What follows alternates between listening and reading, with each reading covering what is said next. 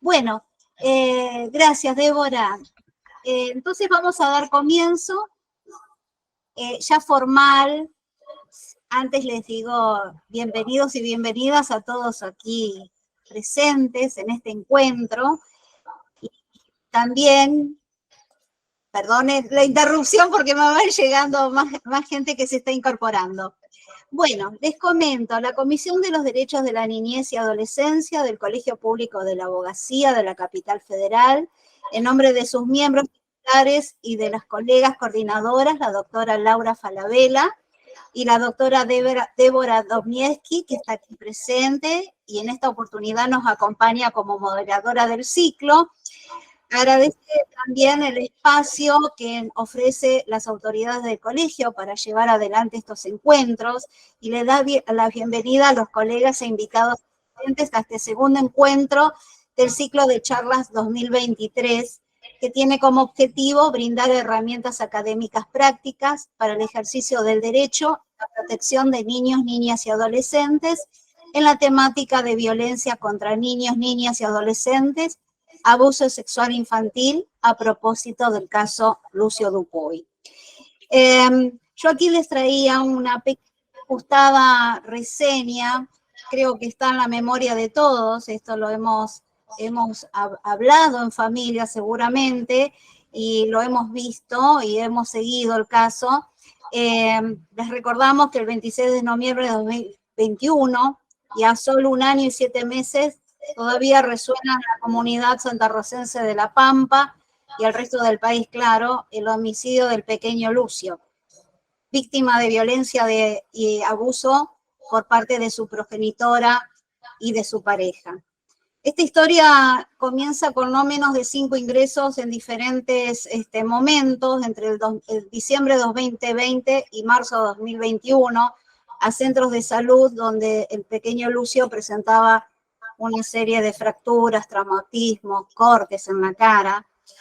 Pero mientras que esto se producía y entre tironeos por la tenencia del padre del pequeño, que peticiona ante el juzgado de familia y del menor número 1 de La Pampa la posibilidad de recuperar la tenencia, porque su situación económica había mejorado, y poder llevar adelante la crianza. Esta situación legal, mientras que se resolvían en estrados judiciales, el pequeño se encontraba con su mamá y escolarizado en el jardín de infantes. Hasta que finalmente Lucio fallece en el Hospital Evita, víctima de homicidio. Esta noticia llegó a la opinión pública y de allí surgieron preguntas que no tienen respuestas. La verdad, en lo personal, no alcanza a decir que una pérdida de una vida puede salvar 1000 vidas más, porque se perdió una vida valiosa.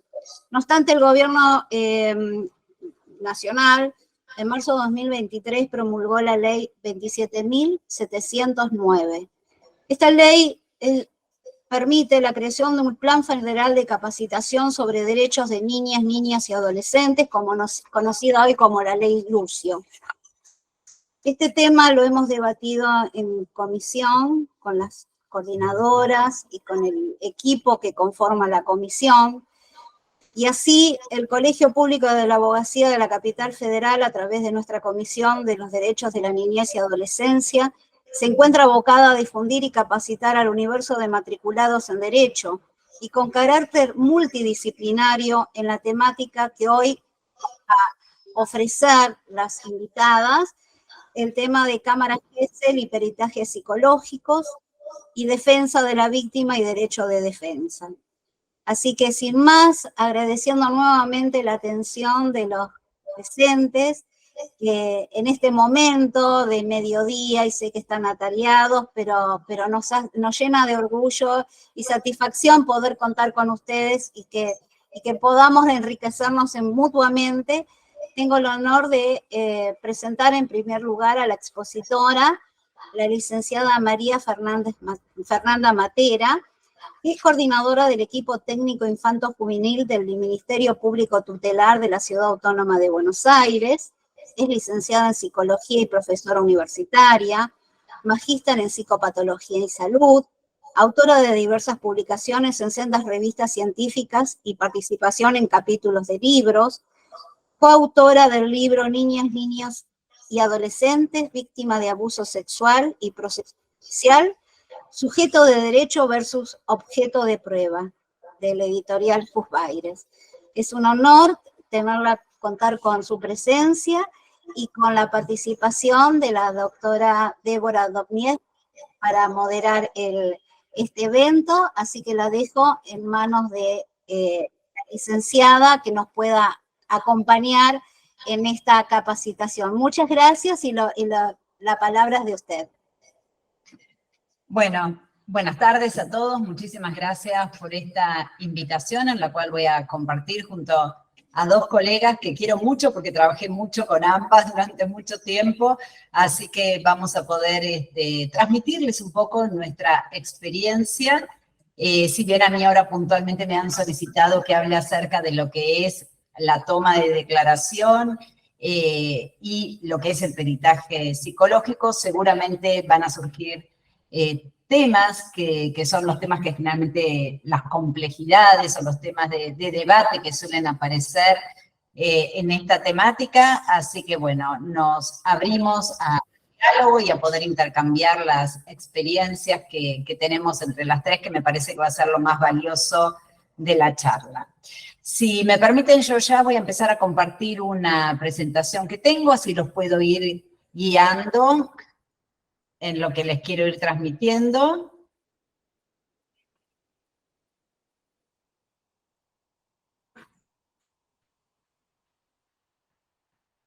Bueno,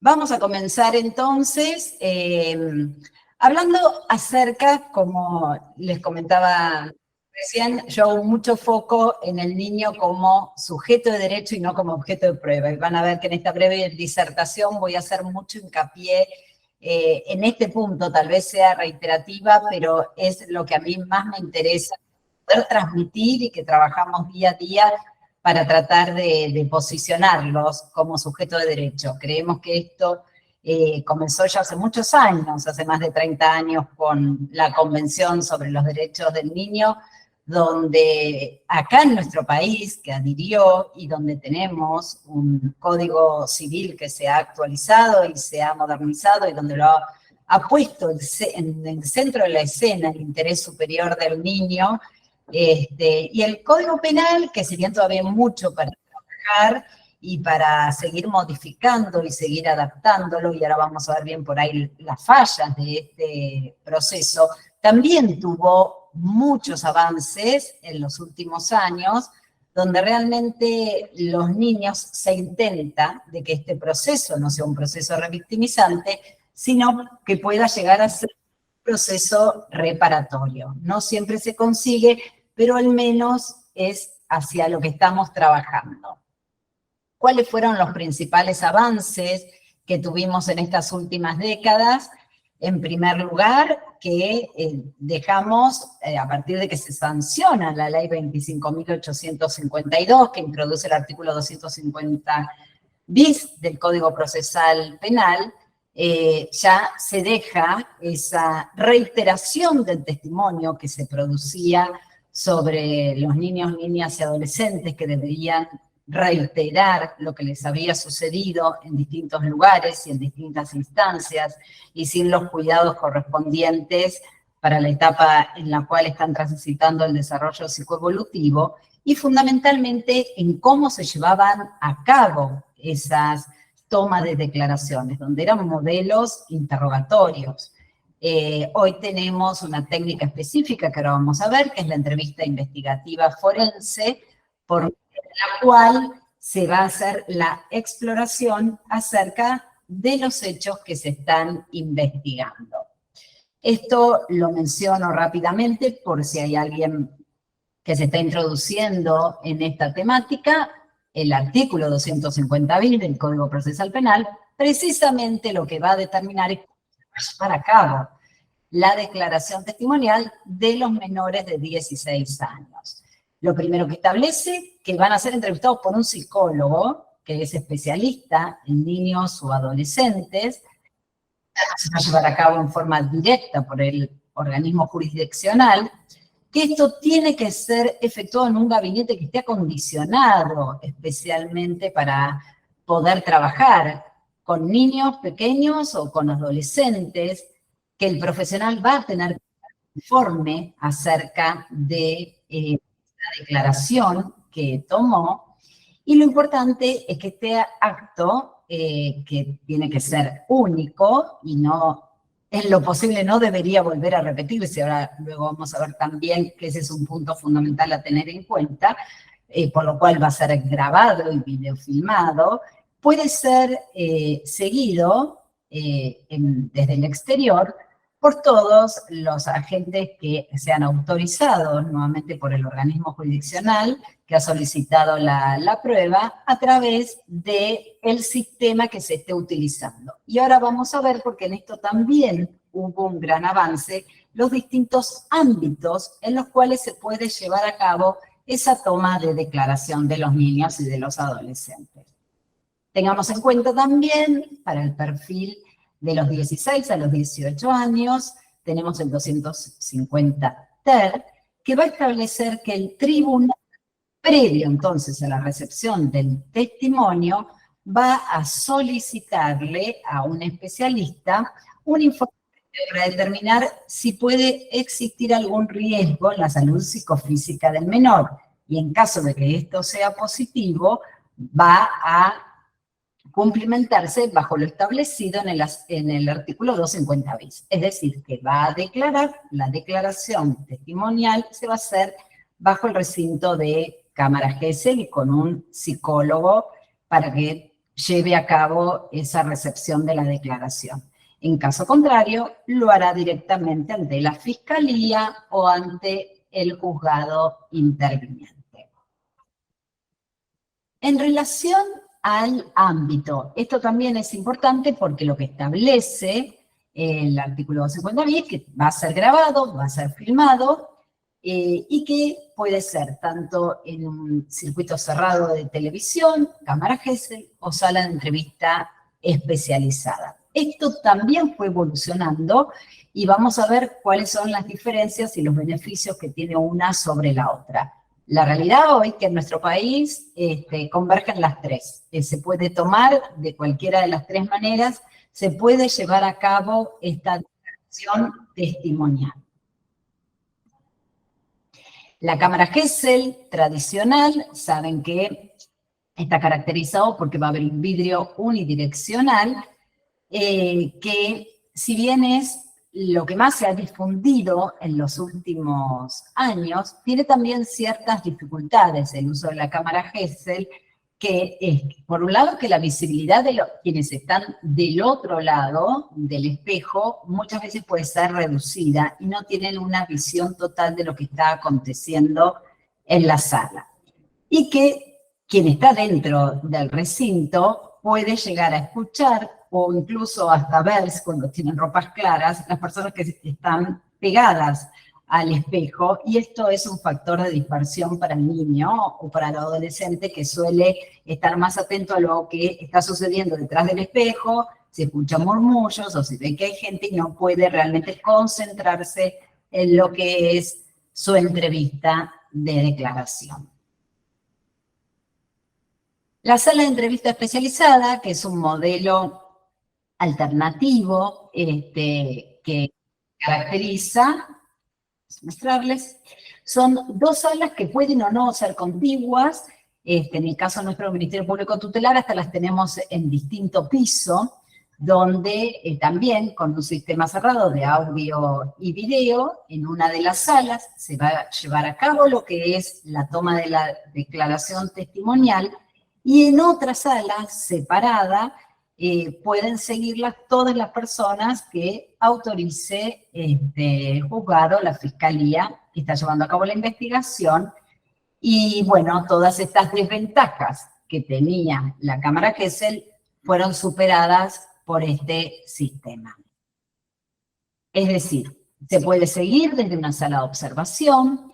Hoy en día también tenemos que tener en cuenta que a partir de la pandemia también cambió mucho, y en la sala de observación no hace falta que vengan en forma presencial. Una de las grandes ventajas que nos establece este sistema de la virtualidad, que son sistemas híbridos, con lo cual también lo pueden seguir desde sus oficinas, despachos judiciales, y a través del remoto se puede hacer tanto en forma presencial como virtual. Es decir, que quien viene, sí, aquí a las dependencias de la sala de entrevista, va a ser puesto el niño adolescente que va a efectuar la declaración, y muchas veces ya vienen también los peritos de parte. Con lo cual esto queda a decisión de las partes, de la defensa, como de la querella, como de la fiscalía juzgado, si quieren concurrir en forma presencial o lo van a observar a remota. Ventajas, como les decía, evitar este vidrio espejado, no está este factor de dispersión, no va a haber esta dificultad que puede haber en cuanto a lo que son los ruidos, que en una sala de observación puede haber también toda la gente que el juez o fiscal autorice y garantice que puede haber un intercambio comunicacional sin temor a estar siendo escuchado del otro lado, que al estar con una distancia física, están en pisos diferentes, quien declara nunca se va a cruzar con un imputado, y también que hay un intercomunicador, hay un sistema que es monitoreado por otro psicólogo en la sala de observación, que es la persona que va a recoger todas las preguntas que luego se efectúan en la parte abierta de la entrevista, que ahora vamos a ver cuál es, y en la que va a través de un intercomunicador, es decir, la cucaracha, el psicólogo que se encuentra en la sala con el niño o la niña adolescente y está llevando a cabo la recepción de esta declaración, va a poder recibir esas preguntas y no hace falta, como era antiguamente en la cámara Gesell, que salga, que pueda irse a recoger las preguntas y regresar dejando solo al niño en ese momento.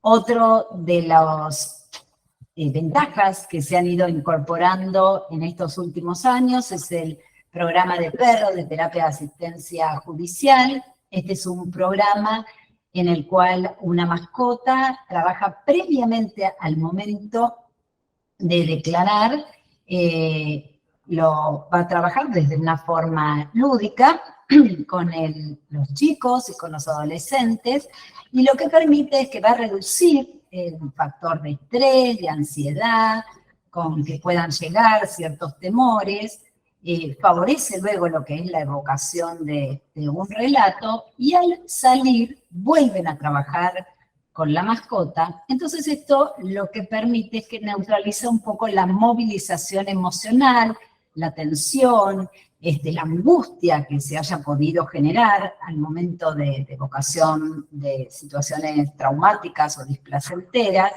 y se retiran del recinto en forma mucho más relajada o neutralizada.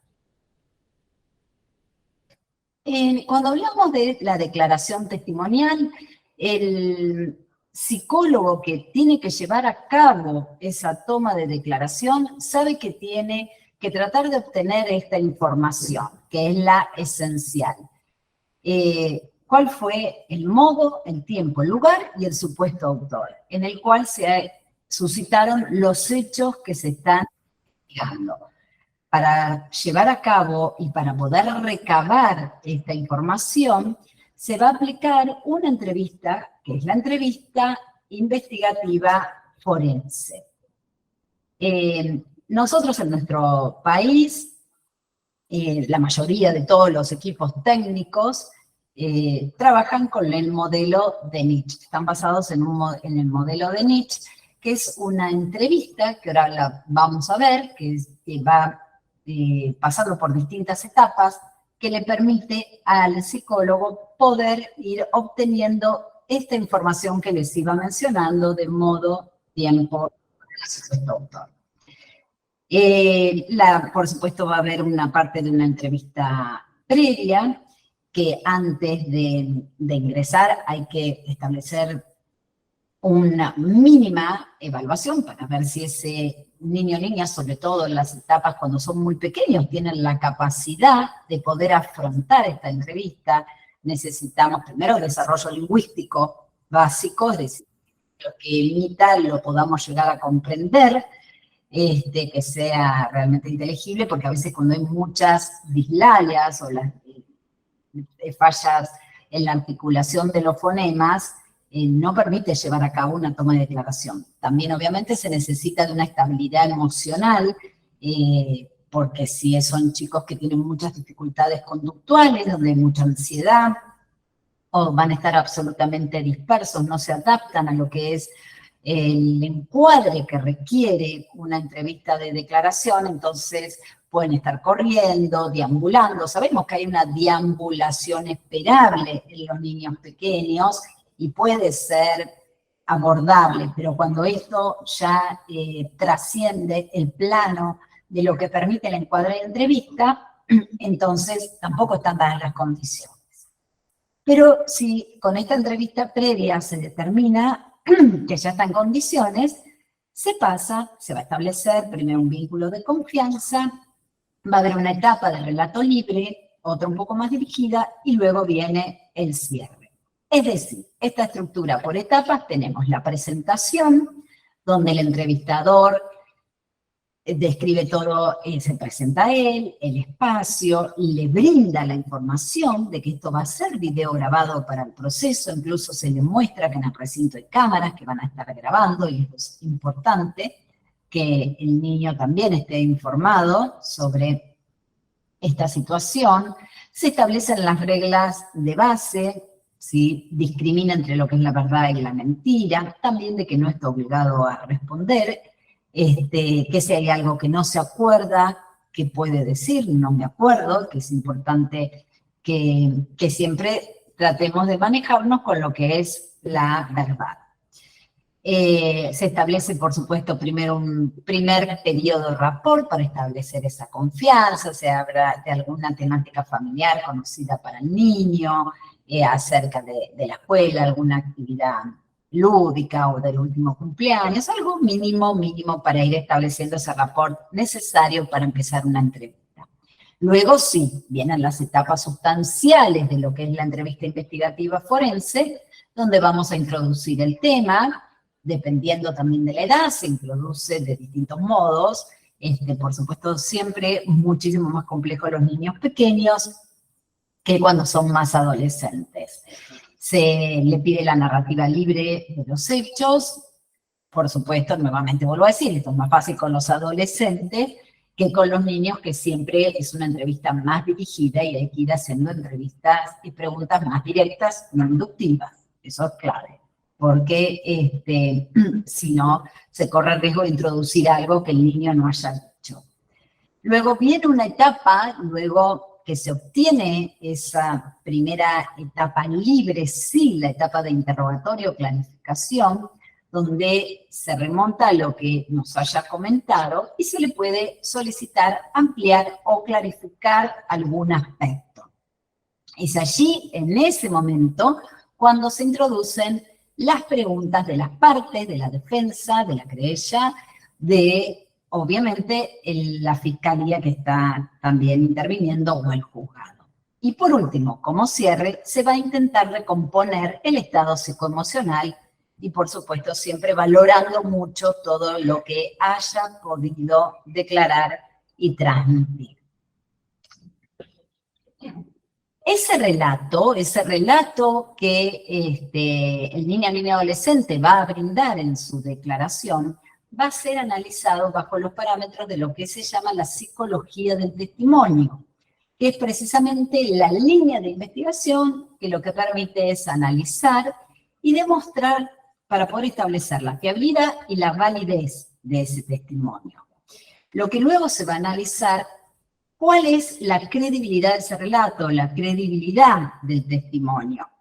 Y para ello, el psicólogo va a analizar toda una serie de criterios que conformaron ese relato y va a poder discriminar si es entre una realidad percibida o una experiencia vivida por el menor, si esa realidad es imaginada, o si hay presencia de una vida de fantasía exacerbada en el menor, o si hay una realidad también co-construida o contaminada por la influencia externa, siempre teniendo en cuenta que en los niños muy pequeños hay una influencia natural, lógica, que viene de parte de su entorno, porque forma parte del desarrollo evolutivo de los niños. Entonces, la influencia del entorno siempre va a ser más importante y hay que tener en cuenta para saber discriminar.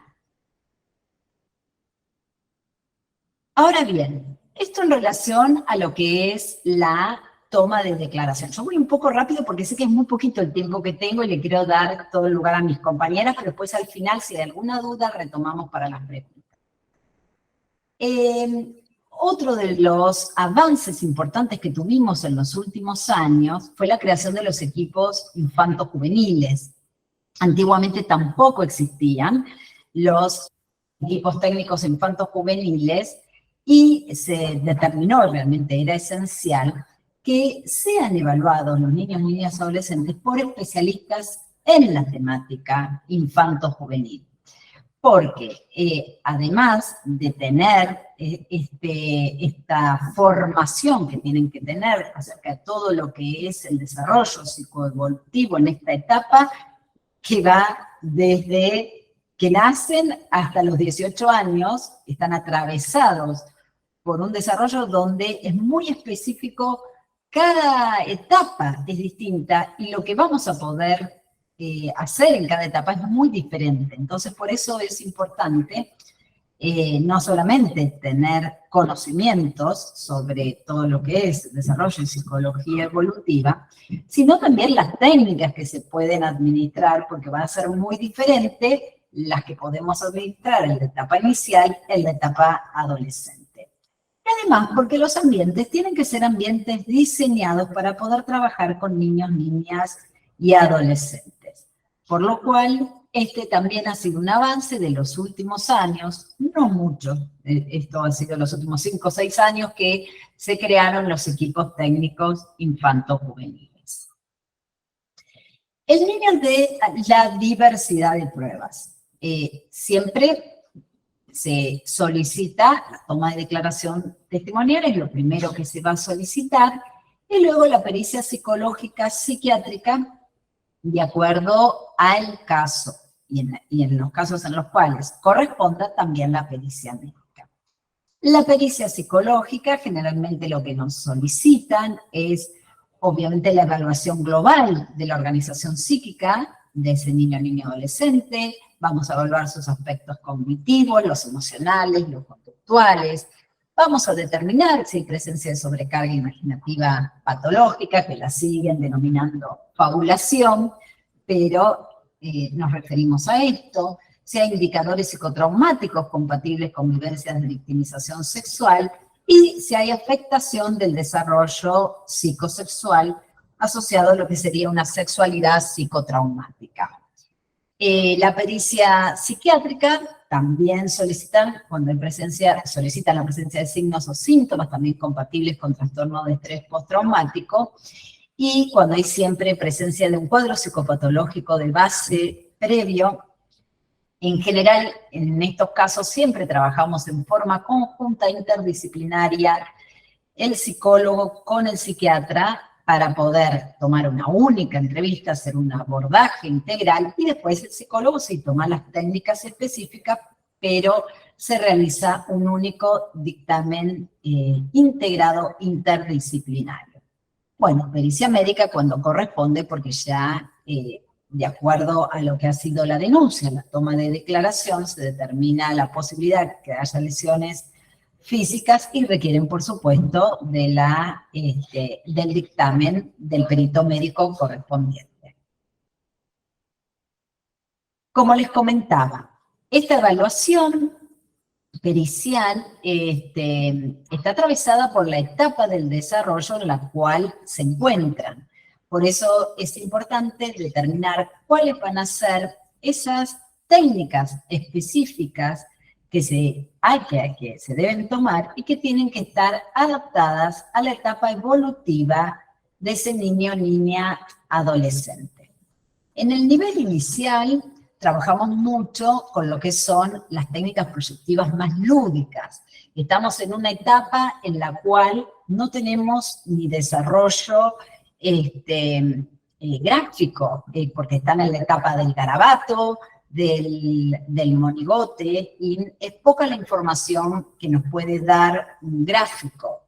Y si se toma, tenemos que siempre, por supuesto, preguntar qué fue lo que ha dibujado, intentó dibujar, porque el valor simbólico siempre se lo tiene que poner el niño y nunca correr el riesgo de que haya una interpretación errónea por parte de la persona que lo está evaluando. Por eso se trabaja mucho con lo que son las horas, en la hora de juego diagnóstica, ejemplo de juego de interrelaciones familiares, ICAT-A, CAT-S, que es una técnica proyectiva que también nos permite determinar si hay puntos de conflicto en ese niño asociado a los vínculos y en relación a qué temáticas.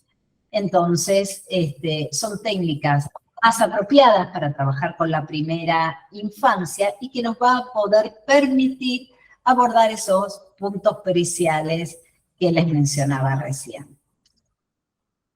Luego, en el nivel escolar y con los adolescentes, ya se nos abre un poco el abanico en cuanto a las técnicas que vamos a poder tomar. Ya tenemos técnicas proyectivas donde vamos a poder tomar técnicas gráficas, para analizar un poco la madurez también y la organicidad, test gestáltico visomotor de Bender, inventario de frases, tenemos Rorschach, un test que para los psicólogos es muy valioso porque es una evaluación profunda de la personalidad que podemos hacer y podemos determinar si hay improntas traumáticas y también asociadas a qué temáticas están esas improntas traumáticas, si hay daño psíquico, sufrimiento, y entonces es muy preciso, tiene mucha rigurosidad científica y es para nosotros, para los psicólogos, una de las herramientas fundamentales que tenemos en las evaluaciones. Y después hay inventarios también, cuestionarios de la personalidad que se aplican solamente en los adolescentes, ya porque son técnicas que requieren de otro nivel de complejidad a nivel de pensamiento, donde van a ir respondiendo por afirmativo o negativo y nos permiten sacar unas escalas de la personalidad. Amanda, te voy a tener que molestar sí, con el tiempo. Sí. Ya está, las dos láminas finales, disparo los temas porque yo sé que esto lo van a tomar seguro mis colegas y se los dejo. Complejidades, dos láminas me quedan. La primera, menores de 3 años, nivel inicial, preescolares, niños, niñas y adolescentes con discapacidad, todo este sistema que les acabo de comentar acerca de cómo es una toma de declaración y cómo es una pericia psicológica, en estos 3 perfiles tenemos muchísimo todavía que trabajar, porque nosotros les estamos obligando a ellos que se adapten a estos procesos que requiere el sistema judicial. Y por supuesto no es así, somos los operadores judiciales y es la justicia que tiene que adaptar sus procesos para que estos 3 perfiles puedan estar incluidos. Así que sobre esto estamos trabajando mucho en este momento para sacar realmente procesos en cómo hay que trabajar con estos niños y en estas etapas para que puedan estar incluidos y que no queden excluidos de lo que es un proceso judicial en evaluación de ASI. Dejo nada más que la inquietud. Y lo último, que en esto de que venimos hablando acerca de la importancia de que sean considerados sujetos de derecho y no objetos de prueba, hay todavía 3 derechos que suelen ser vulnerados y en los cuales hay que seguir trabajando, y esta es la crítica que hacemos como operadores judiciales, que es el derecho al silencio, es decir, cuando un niño no puede o no quiere hablar, que no está todavía preparado para poder afrontar el proceso, entonces que hay que valorar otros medios de prueba, no solamente insistir en lo que es una toma de declaración. A veces nos pasa que dicen, bueno, pero vamos a hacer la cámara Gesell, y el niño puede hablar a través de sus síntomas, puede hablar a través de otras, de sus gráficos, de sus juegos. Entonces también es importante tener en cuenta cuando un niño no está preparado para poder ponerlo en palabras y valorar los otros medios de prueba. El derecho a la intimidad, que también es muy importante, donde siempre hay que respetar todo lo que nos haya transmitido en el marco de este proceso, tener la confidencialidad, la intimidad, que esto no sea expuesto en forma masiva o en el expediente o en los medios, porque estamos vulnerando algo muy sensible que transcurrió dentro de lo que fue el ámbito judicial. Y por último, el derecho a ser evaluado con perspectiva de género y niñez. Bueno, ahora seguramente Virginia esto lo va a retomar mucho, pero también estamos trabajando mucho en relación a este punto. Todos los operadores judiciales, no solamente los psicólogos, psiquiatras que llevamos a cabo estas evaluaciones, porque nosotros sí hemos tenido ya estas capacitaciones en perspectiva de género y niñez, pero nos encontramos todavía con muchas veces abogados letrados y a veces algunos peritos de parte también donde no respetan esto y donde nosotros mismos, como los peritos oficiales, tenemos que poner cierto freno a muchas preguntas que parecen más una indagación que una exploración, que buscan intrometerse en ciertos temas que por supuesto que no corresponden a la exploración que se está efectuando. Y siempre considerar también la perspectiva de niñez. Bueno, hecho, voy a retirarme dejo de compartir. Pues gracias, Fernanda. Después retomamos con las preguntas. Muchísimas gracias, licenciada. Ha sido un placer escucharla. Y ahora me permito invitar a la doctora Virginia Berlin-Blau, médica forense, psiquiatra infanto-juvenil, médica forense perteneciente al Cuerpo Médico Forense de la Corte Suprema de Justicia Nacional, y ha sido residente y jefa de residentes del Hospital de Niños Ricardo Gutiérrez. Bienvenida, doctora. Un placer, la escuchamos. Buenas tardes. Bueno, muchas gracias por la invitación. Yo también me voy a guiar por un PowerPoint para tener el mejor orden posible. ¿Puede ser? ¿Comparto pantalla? Sí, Virginia, si puedes compartir pantalla y si puedes subir el volumen, que se te escucha un poquito como lejos. A ver.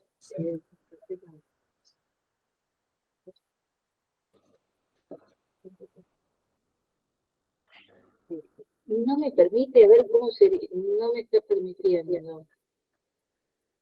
¿Me escuchaste ahora? Sí, se te escucha medio taponada la voz, pero se te escucha. Sí, pero la pantalla no la estoy pudiendo compartir. A ver, ¿ahí se ve? No, todavía no compartiste. Mira. A ver.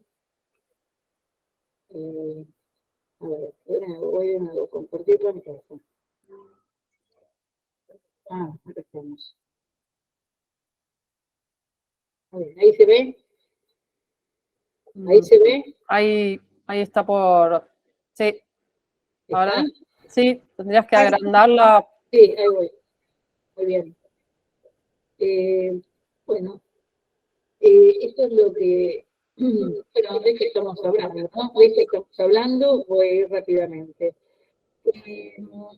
El tema de los delitos sexuales contra niñas y adolescentes, a diferencia de otros delitos como maltrato infantil y negligencia, depende de escuchar a la presunta víctima. ¿Por qué? Para saber qué pasó, porque no suele haber testigos, porque es rara la evidencia física útil, porque el imputado calla pertinazmente y agregaría y contraataca, porque no hay signos ni síntomas específicos en los niños que han sido víctimas de este tipo de abusos. Entonces, a la fecha, la valoración de la credibilidad del testimonio el testimonio de niños, niños y adolescentes sigue siendo el factor más relevante al sustanciar el caso en la justicia en ausencia de evidencia médica específica. Estamos hablando de un embarazo y de rastros biológicos, lo cual imagínense que es la gran minoría de casos. Quiero decir esto sobre la capacidad de la memoria de los niños, porque hay algo que, digamos, en los alegatos, en las defensas, y sobre todo las defensas que se llaman destructivas, hay una permanente descalificación hacia la capacidad de la memoria de los niños, por supuesto porque no hay perspectiva de infancia. Lo que hablaba la licenciada Matera es cada grupo evolutivo con sus capacidades y posibilidades. Entonces, el factor más importante de la capacidad de la memoria es la edad, tan simple como eso, la edad. Es decir, a mayor edad, mayor capacidad de la memoria, mayor desarrollo del lenguaje, en general, mayor capacidad para recordar, para evocar y para relatar. Entonces, no se le puede pedir ni exigir lo mismo a un niño de edad preescolar, que a uno de edad escolar, que a un prepuber, que a un puber. Pero vemos que en la justicia todo esto no se discrimina. Perdónenme que voy a ser un poquito firme en esto, porque esto es la perspectiva de infancia que necesitamos incorporar. La madurez del niño influye en la percepción de la experiencia abusiva. ¿Qué quiere decir esto? Si hay un niño de edad preescolar que es abusado sexualmente en el contexto de un juego y no hay dolor, ese niño pequeñito o niña no va a decir yo fui abusada sexualmente, va a describir como pueda lo que le ocurrió, si le duele eventualmente. Pero pueden aparecer, y es el grupo etario donde posiblemente puede, no siempre, algunas conductas sexualizadas, que debo decir que además es una tarea compleja, decir qué es conducta sexualizada en un niño pequeño, o cuando los niños pequeños tienen naturalmente, y es esperable, que tengan conductas de autoexploración, exploración ¿no? Virginia, perdón, te hincho otra vez. Tratá de ver si alejas un poco la boca del micrófono, porque ¿Ahí está mejor? ¿Ahí está mejor? A ver, ahí habla. A ver, Sí, porque si no se sale la voz muy confusa. Perfecto. Bueno, hablaba de la cuestión de la conducta sexualizada que eventualmente aparece en algunos de los niños pequeños, pero no en todos. Por eso, bueno, como los niños pequeños hablan típicamente, sus relatos son incompletos y breves, y los niños con discapacidad también, discapacidad que puede ser visual, auditiva, motora o mental, son los casos de más difícil dilucidación. Ahora, eso no quiere decir que no haya ocurrido. Entonces, bueno, esto es una cuestión que es muy importante, porque sobre todo cuando hay convivencia hay una preocupación enorme, porque pueden estar expuestos a la revictimización si esto no se detecta. Otra cuestión. Los menores de 7 años de edad asumen que los adultos son los correctos cuando hablan y se focalizan en conceptos y acciones concretas, y por otra parte tienen dificultades para la ubicación de tiempos, horarios, fechas. Entonces esta alusión permanente a que no precisó ni cantidad de veces, ni días, ni horas, etc., es impropia. Es algo que se alega permanentemente. Sobre todo cuando el abuso es reiterado en el tiempo. Ningún niño está marcando en un calendario las veces en que ocurrió el abuso. Entonces, nuevamente, la perspectiva de infancia es importante a la hora de ponderar la credibilidad de los relatos de los niños.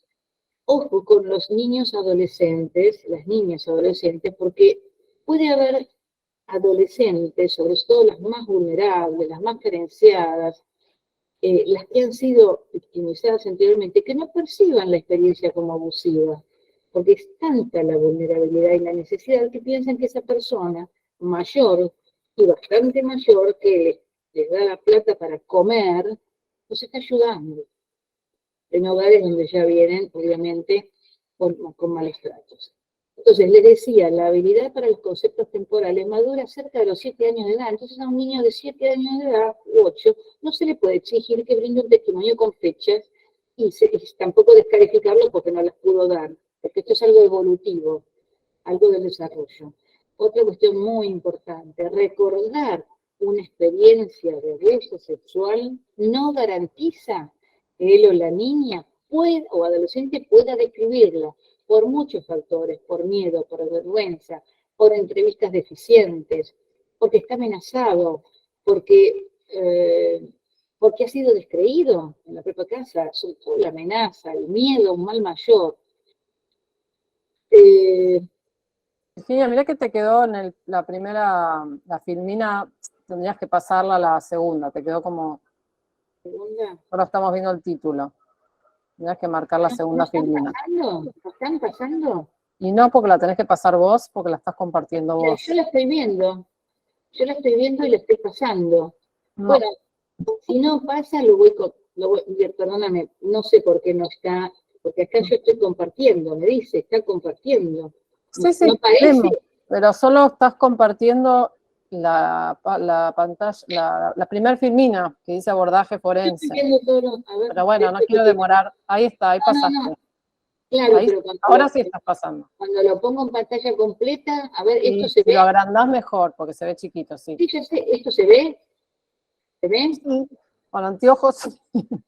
Pero no te preocupes, sí, se lee, no, se yo lee. estoy viendo ampliado. Bueno, Avance. No te yo quiero estoy interrumpir. viendo ampliado. Bueno, lo voy contando, es menos, pero yo lo veo en pantalla completa. Yo estoy viendo, no sé qué pasa, pero bueno. Doctora, perdón la sí. interrupción, la ayudo. Sí. Arriba, en el primer renglón de su computadora, dice presentación con diapositivas. A ver. Clique ahí y usted va a entrar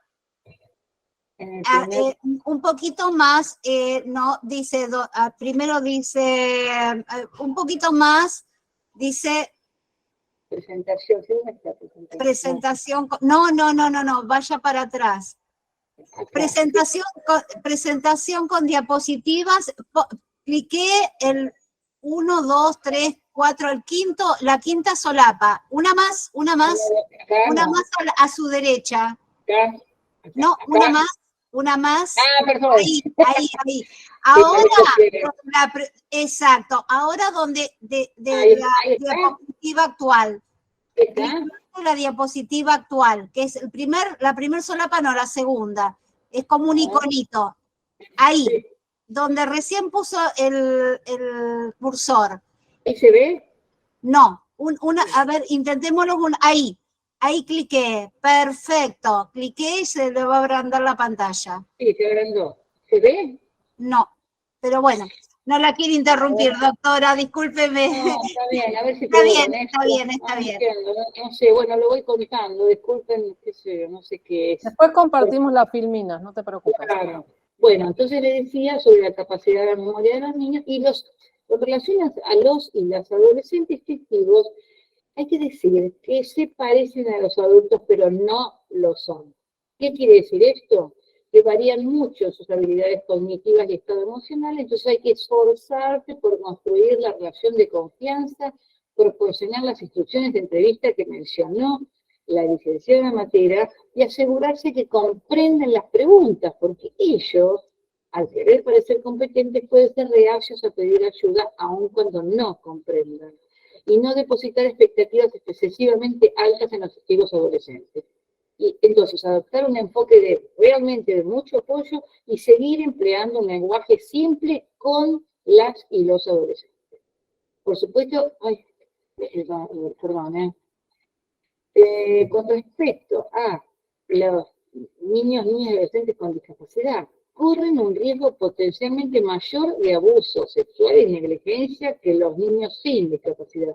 Entonces, sabemos que los entrevistadores forenses, acá hay un problema que alguien estaba mencionando en el chat. Hay entrevistadores forenses y hay entrevistadores forenses. ¿Qué quiero decir con esto? Alguna gente está muy formada y otra no tanto. Y eso tiene un impacto directo en las producciones de los entrevistados y entrevistadas. Y en este aspecto, en esta área de la discapacidad, es poco probable que tengan formación especializada o experiencia en el amplio campo de las discapacidades. Entonces, muchas veces habrá que, ¿cómo hacemos para entrevistar una persona menor de edad muda porque es sorda y que aprendió el lenguaje de señas? ¿Cómo hacemos para obtener un testimonio?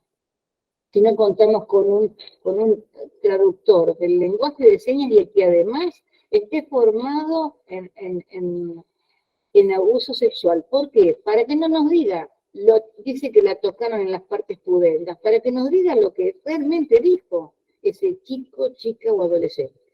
Entonces, emplear los recursos locales, especialistas en discapacidad y contemplar cualquier necesidad que puedan tener de adaptaciones especiales. Y el entrevistador puede tener que adaptar cada etapa de la entrevista, equilibrando estas adaptaciones con la demanda de integridad forense. Y puede ser necesario incluso más de una entrevista forense, pero no para repetir lo que dijo en la primera, sino para completar lo que no se pudo completar en la primera. Este protocolo que solamente quería mencionar, el protocolo que mencioné la licenciada es uno de los más validados a nivel mundial. Es un modelo, bueno, de entrevista investigativa para víctimas y testigos menores de edad.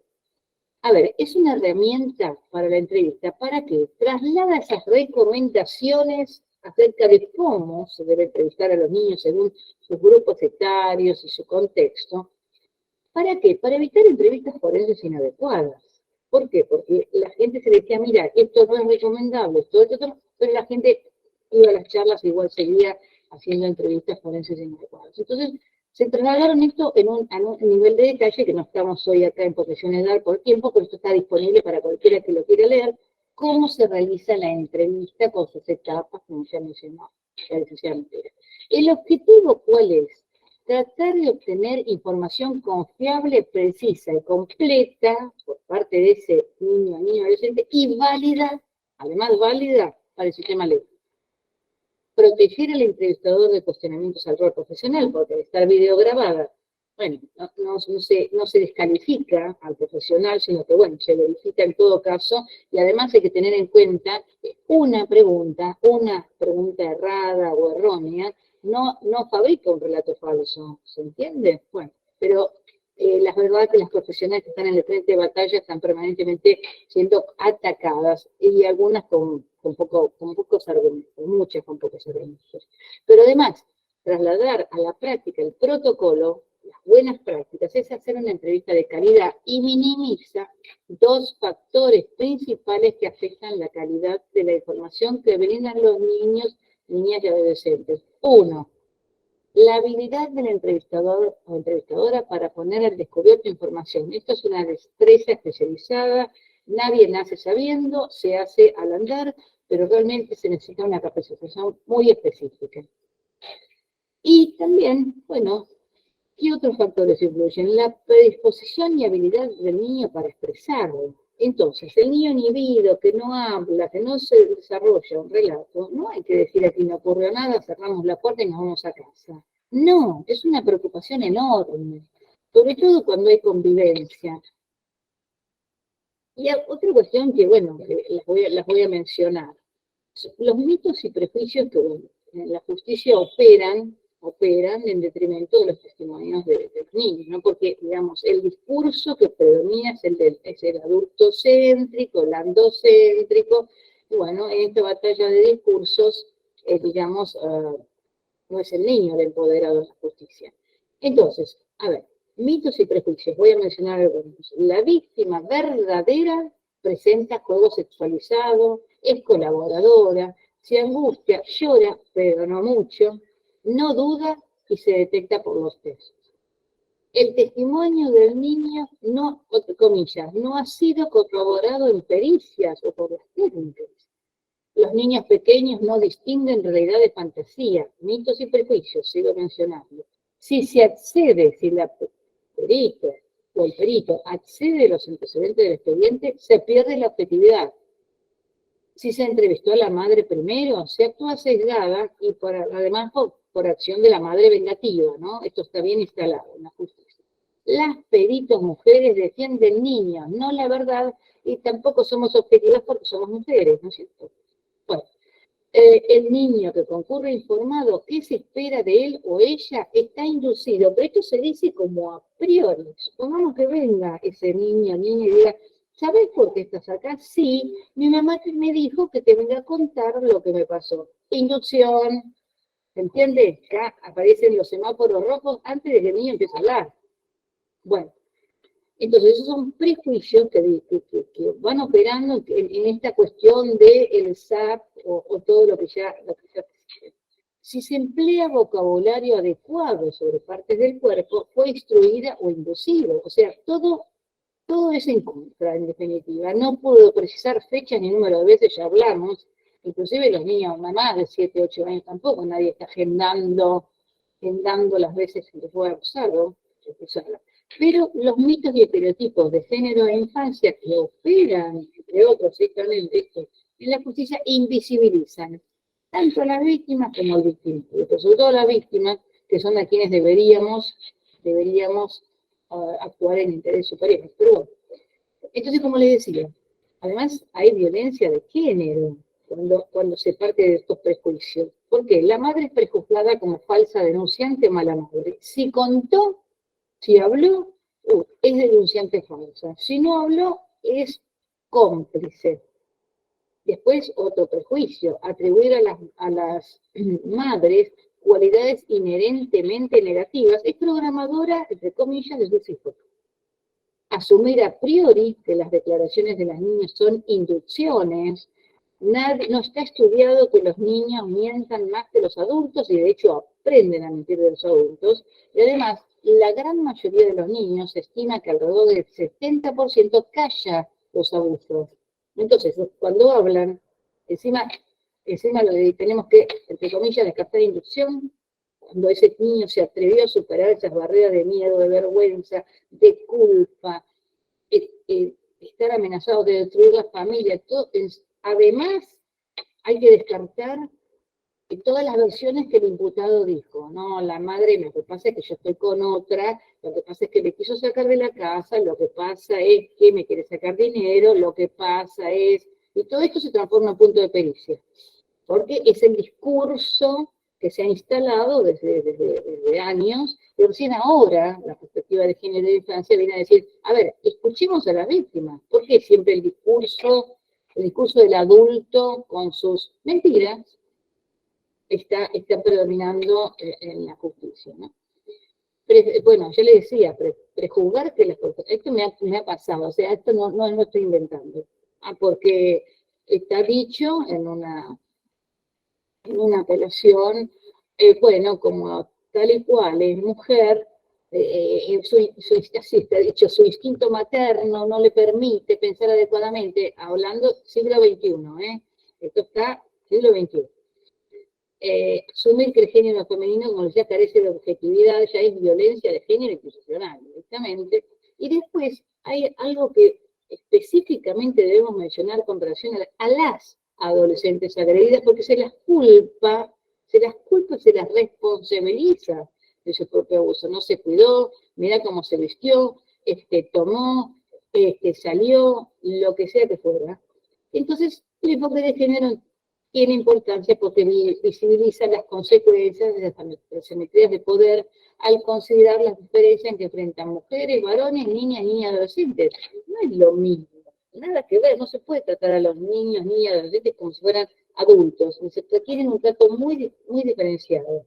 Y el enfoque de género minimiza la reproducción de prejuicios, ideas y prácticas estereotipadas y visibiliza imaginarios que discriminan y perpetúan, como decía, desigualdades entre mujeres y varones. Porque además, esto otro quería decir, los niños, niñas y adolescentes no son inferiores a los adultos, son inmaduros con respecto a los adultos. Es una diferencia radical, porque ¿qué está debajo de la primera de ser inferiores? Aunque no lo digan, está el prejuicio de la superioridad adultocéntrica, que opera entonces minimizando todo lo que tenga que ver con otros discursos que históricamente han sido excluidos, mujeres, niñez y colectivos de diversidad sexual, siempre han sido excluidos de los libros, de las currículas, de las formaciones, ahora empiezan a visibilizarse a raíz de la lente de género.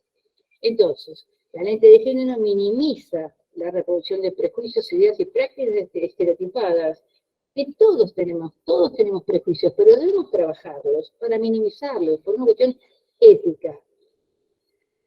Y la exploración pericial en supuestos de abuso sexual en la infancia se basa en que la detección de la huella psicopatológica y la búsqueda de un perfil de personalidad en el denunciado para acreditar el delito sexual, a ver si se entiende, se basa en creencias. ¿Las creencias cuáles son? Existen indicadores psicopatológicos específicos de abuso sexual en la infancia, especialmente sexualidad sexual. Pero no es así, porque no todos los niños tienen alteraciones a raíz del abuso, las pueden presentar después, o muchas veces estamos haciendo pericias de niños que hablaron hace 2 años y que además el abuso finalizó hace 5, o sea, todas estas variables temporales y contextuales hay que tenerlas en cuenta. Aparte también el tipo de abuso, la gravedad, el vínculo con el agresor, la reiteración en el tiempo, el niño con sus cambios esperables a medida que va creciendo. La otra creencia, el agresor tiene un perfil de personalidad, lo tiene que tener, solamente un psicópata, solamente un violento, solamente esto. No, son personas adaptadas, con en su enorme mayoría de facultades mentales normales, adaptadas, circulan en nuestro entorno invisibilizado, no nos damos cuenta. Y hay personas, esto lo he hablado con muchas psicólogas, porque yo estoy desde el 93 en el médico forense, o sea, cumplí 30 años acá adentro, y ¿qué quiero decir con esto? Esta pregunta de, bueno, mandan al imputado para ver si tiene, a nosotros, a los psiquiatras, a ver si tiene indicadores de psicopatía o personalidad violenta. No, no todos son violentos ni psicópatas. Entonces, ¿qué pasa? Cuando no aparecen esos elementos, no es que no es. ¿Se entiende que se sigue invisibilizando? Además, la creencia de que la pericia va a detectar y discriminar entre niños y abusados y no abusados no tiene asidero científico, porque no todos los niños presentan. Por esto, son perspectivas desestimadas para probar abuso sexual en la infancia y en la justicia, porque no siempre la respuesta de un niño expuesto a violencia sexual es el desequilibrio manifiesto de un estado mental previo, porque no hay síntomas específicos de abuso, porque puede estar asintomático o sobreadaptado, porque puede no haberlo vivido en forma traumática, puede estar polivictimizado. Imagínense cómo hacemos para discriminar, bueno, estos efectos o daños o traumas, más que daños, trauma, le quería la palabra trauma, están asociados a esta denuncia en particular. ¿Cómo hacemos para discriminar? Y después porque hay variables de protección personales de cada niño y de su contexto que pueden amortiguar o agravar el impacto psíquico que tiene esa víctima. Entonces, acreditar abuso, porque esto se emplea, o sea, el juez tiene, la jueza, o quien instruye el caso, tiene la creencia de que, bueno, con la pericia nos vamos a dar cuenta. Acreditar abuso sexual por indicadores o por daño psíquico que la supuesta víctima debería presentar menoscaba el trabajo pericial por hipótesis. O sea, puede haber interpretación errónea de trastornos de comportamiento que pueden responder tanto a experiencias de abuso sexual como a otros. Por ejemplo, la conducta sexualizada de la que tanto se habla, pueden tenerla niños que tienen un alto nivel de estrés familiar, no necesariamente han sido víctimas de abuso sexual. Entonces, ni siquiera la conducta sexualizada es un indicador específico de abuso. Hay hipótesis entonces inadecuadas sobre las verdaderas víctimas. Deberían presentar esto o aquello. Como les decía, los niños polivictimizados, el abuso sexual agravaría su condición psicopatológica y dificultaría delimitar una sintomatología específica y diferenciada. Hay niños que han sido abusados sexualmente por 3 personas distintas. Entonces, ¿cómo hacemos? No, este síntoma es por el primero, este por el segundo. No se puede hacer esa discriminación. No es científico, no tiene asidero científico. Hay falta de control en el abordaje forense, que es un corte transversal en la vida de un niño y adolescente. Hay falta de control de otras variables que pueden coadyuvar a los apuntes mentales que eventualmente presente. A veces hay inconsistencias entre los datos obtenidos de fuentes adultas y de propio niño. Por ejemplo, viene un adolescente y me cuenta que, bueno, viene con las mangas por las manos, porque oculta las lesiones que se ha hecho, en las muñecas. Porque no quiere que la madre que entrevisté después me dice, no, está mejor, ahora no la veo llorar como antes, ¿viste? Y la chica me cuenta que los cortes se los sigue haciendo y que se va al baño a llorar.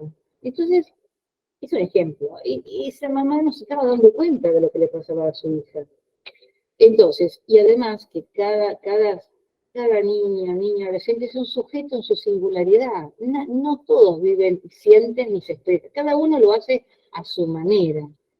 A veces hay incluso intereses contrapuestos. Lo vemos a veces que, por ejemplo, una madre o quien sea que fuera, cuando hay un caso intrafamiliar y el abuso proviene por un hermano mayor, bueno, en general se tiende pues, a una hermanita menor, en general se tiende a proteger al mayor. ¿Es confiable esa información que da el adulto o la adulta?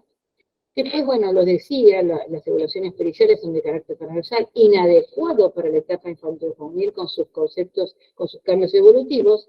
El concepto de daño psíquico está muy controvertido por todas estas variables que les estoy contando, y entonces el testimonio del niño sigue siendo el indicador más específico, como les decía, en ausencia de evidencia física. Entonces, las pericias sí, en estos casos hay que ver pertinencia y fiabilidad. Es decir, el método, ¿qué sensibilidad tiene? Porque puede haber falsos positivos y falsos negativos. Después, no emplearlas para validar el testimonio. No discriminan entre niños abusados y no abusados. Revictimizan. No hay perfiles específicos, ni en víctimas ni en victimarios. Hay niños asintomáticos, hay niñas polivictimizados. Entonces, finalmente, tendría que haber, no los hay en la Argentina, criterios de admisibilidad legal, pero no solo legal, sino además científico. ¿Por qué? Porque la gente, y hay peritos, toda la naturaleza posible, especialmente de las partes, que vienen con sus intereses particulares y siguen produciendo pseudociencia. Mala ciencia, pseudociencia, ¿qué quiere decir? Es lo que no está fundado, y el juez, como jueza, no sabe, ¿por qué va a saber de psicología infantil? No tiene por qué saber, no sabe discriminar la buena de la mala ciencia. Entonces tendría que haber criterios de admisibilidad científica para ofrecer una guía adecuada. Esos criterios de admisibilidad científica deberían ser previos a la introducción de la prueba pericial en el juicio. Porque entonces no estaríamos todo el tiempo teniendo que responder a los prejuicios que se instalan permanentemente. Entonces, una cuestión muy importante es saber la fiabilidad de las pruebas. Perdóname, te tengo que mencionar el Sí, tiempo, sí, estamos justo. el tiempo. Esta es la última. La fiabilidad de las pruebas es importante, incorporar la perspectiva de género de infancia. El informe pericial debe estar basado en evidencia empírica, contrastada y validada específicamente de contexto forense, y el objetivo es que el juez de satisfacer el carácter plenamente racional para su valoración posterior por parte del juez. Bueno, terminé y me disculpo por el tiempo. Que fue el mismo que la licenciada de materia, discúlpenme. Muchísimas gracias, doctora Virginia Berlin-Blom, muy interesante. Y ahora, para acompañar este encuentro, finalmente tenemos a la licenciada Liliana Andrea Sedler, licenciada en Psicología, especializada en violencia familiar y abuso sexual infantil, miembro fundadora desde el año 1989 del primer servicio contra la violencia y el abuso sexual infantil en el Hospital Pedro de Elizalde, ex Casa Cuna. Supervisora del equipo de niños en la temática ASI del Hospital Carlos Durán, titular de la Cátedra de Psicología Criminal del Instituto Superior de Seguridad Pública, y perito psicóloga de parte en el Poder Judicial de la Nación y en la provincia de Buenos Aires. Muchas gracias, licenciada Sedler. La dejo para que nos comente Bueno, muchas gracias. ¿Se escucha ahí? Bueno, perfecto, gracias. Ante todo agradezco mucho la invitación. Yo trabajé con la licenciada Matera, con Berliner Blö no, pero la conozco, por supuesto, porque ella tiene su recorrido y aparte por los colegas en común, Juan Pablo Viar y toda la gente que formamos el primer equipo en Casa Cuna, allá lejos en el tiempo. Tengo el área clínica y el área forense. Lo pongo así en dos partes porque la exposición va a ser corta, veo que el tiempo que quedó es poco y la cantidad de preguntas que vi en el chat para la doctora y la licenciada son muy interesantes, que me gustaría que quede un tiempo para el intercambio. Y como dijeron prácticamente todo entre las dos de lo que iba a decir, entonces solamente voy a decir aquello que ellas no pueden decir porque no son peritos de parte. Así que voy a solamente agregar esto, que es un rol difícil el nuestro, porque nos contrata una parte. Y la parte, hay algunas cosas que como que estuve pensando mientras las escuchaba. Nosotros los peritos de parte tenemos que estar de un solo lado, que es de parte del niño. No podemos estar del lado de. O sea, eso tiene que ser lo primero. Nosotros no nos podemos poner la camiseta de la parte, sino que tenemos que poder asesorar a los abogados. El perito de parte tiene esa función específica, asesorar al abogado.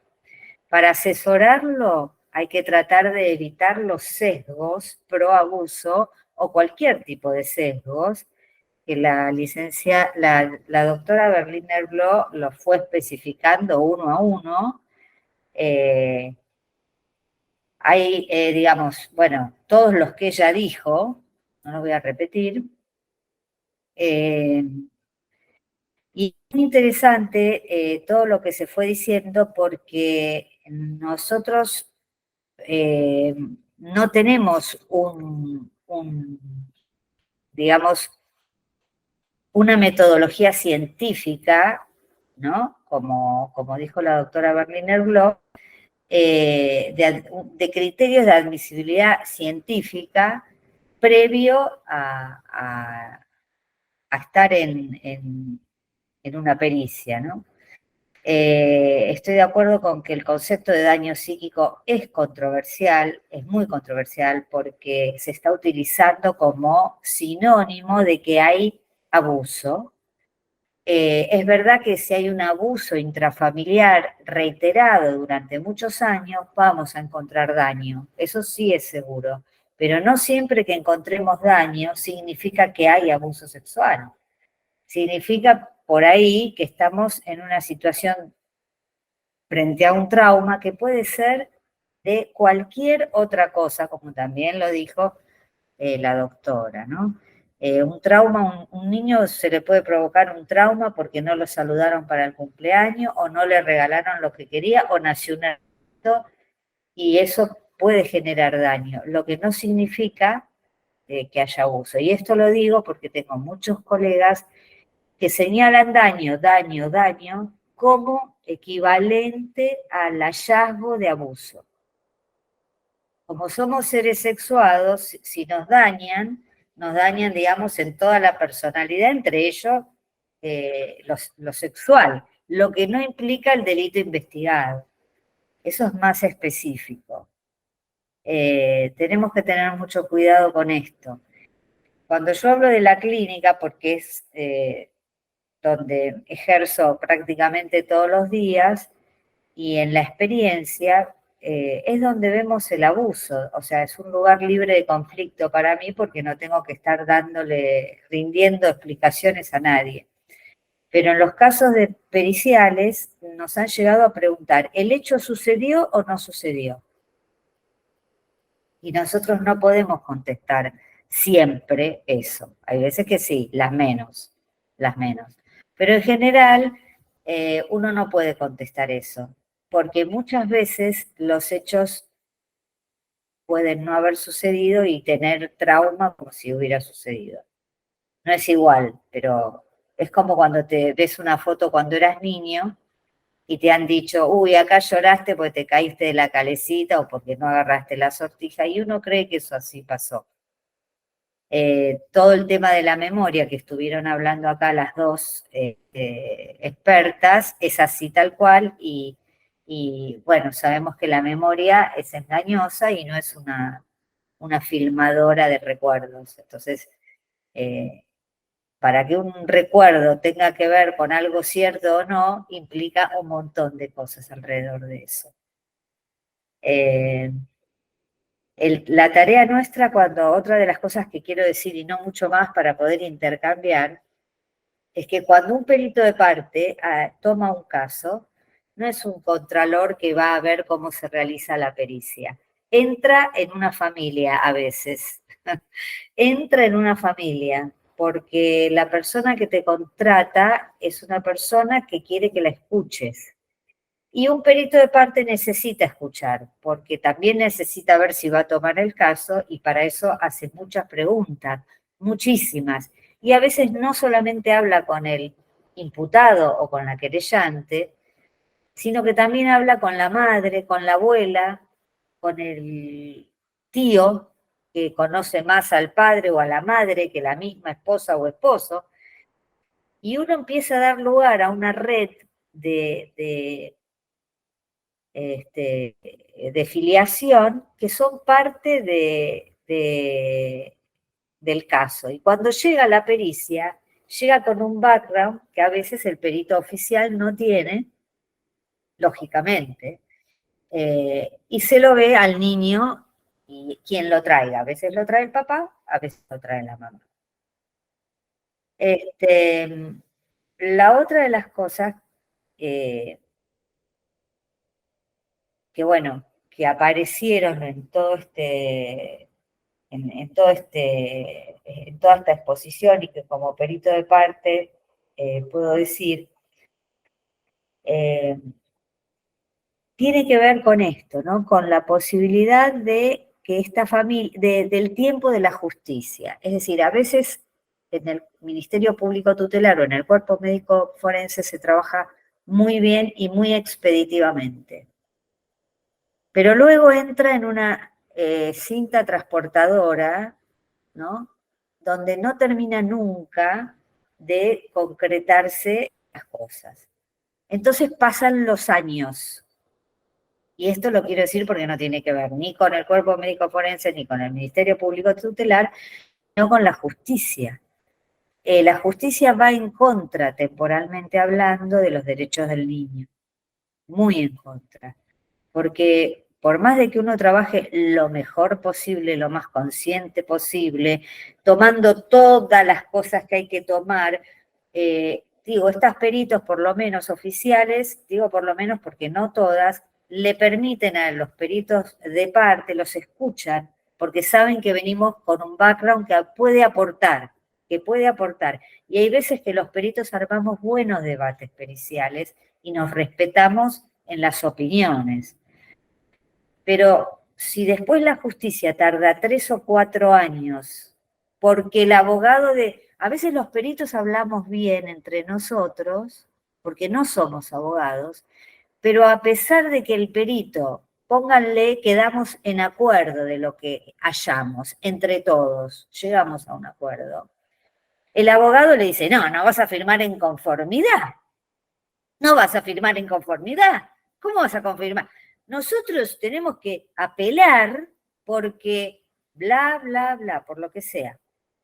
Entonces, hemos llegado a una charla importante, amena, de gente que está hace muchísimos años en el tema, y después viene un informe que, a pesar de haber estado firmado en conformidad, viene un informe. Claramente se encontraron con un abogado que ni loco, porque la madre o el padre ni loco, o sea, estaban de acuerdo con esto, y como uno se tiene que poner la camiseta del abogado al que está, digamos, asesorando, en vez de dejarse asesorar por nosotros terminamos siendo funcionales a un informe que contradiga lo que habíamos hablado y lo que pensamos en el fondo.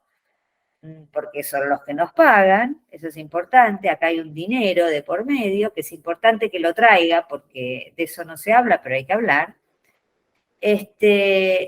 Y uno termina haciendo un informe que no tiene que ver con lo hablado. Esto pasa muchísimo, muchísimo. O si no, terminan sacando al perito y después revictimizando al niño pidiendo que se haga otra pericia porque esa pericia no estuvo bien, porque estuvimos de acuerdo. O aunque sí estuvimos de acuerdo en que al momento de la pericia, por ejemplo, no hay indicadores de traumatización sexual, porque también quieren que digamos quién fue. O sea, a veces pareciera que el abogado o el fiscal no quiere trabajar, porque quieren que le digamos, en los puntos de pericia más o menos nos ponen, ¿y quién fue? ¿No? Entonces uno tiene que contestar, ¿qué pasó y quién fue? O sea, es como, entiendan que es mucho eso. Nosotros estamos asesorando, podemos ver indicadores de trauma, y ni siquiera de abuso sexual, como dijo bien la doctora Berliner Bloch. No hay indicadores específicos de abuso sexual, como ponen algunas personas, encontré 22 indicadores de abuso. ¿22 cuáles son?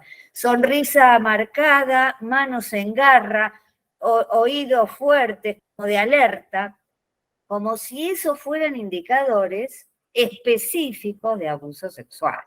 O pesadillas, esta es genial, en internet y lo traen. Pesadillas, terrores nocturnos, enuresis y encopresis. Señores, yo me hice pis hasta mucho tiempo en la cama, lo tengo que confesar. Y no fui abusada sexualmente, quiero decirlo. Es decir, y a muchos le habrá pasado, que han tenido terrores nocturnos, que han soñado con monstruos y no han sido abusados sexualmente, ¿correcto? Entonces, lo que hay que tener es cuidado, y como sabemos todos, no los abogados, pero sí la doctora y la licenciada, que cada caso es particular, artesanal, único. Y justamente la cantidad de experiencia en la asistencia y en la clínica nos permiten, aparte de todos los protocolos que nos ayudan a que la cosa sea lo más científico posible, pero la escucha y la técnica y la asistencia y la experiencia de años en asistencia es lo que más posibilidad nos da de ver un caso. Y aún así no podemos decir muchas cosas, muchas veces los puntos de pericia. Bueno, la experiencia desde el lado de lo particular es vasta, no es de un solo lado. Aparte también me he encontrado abogados que me han dicho, bueno, pero yo no puedo contratar a alguien que ha estado del lado de la defensa. ¿No? Como que el culpable es el imputado siempre y la querella siempre es la no culpable, el no culpable. Quiero decir, es por eso cuando yo digo, uno tiene que estar del lado del niño y de lo que sería mejor para ese niño. Si te pones del lado de quien te contrata únicamente, no vamos a llegar a buen puerto. Así que bueno, por ahora es esto, se me ocurren estas cosas, de lo no dicho con mis dos colegas, ¿no? Porque para mí han dicho prácticamente la mayoría de las cosas.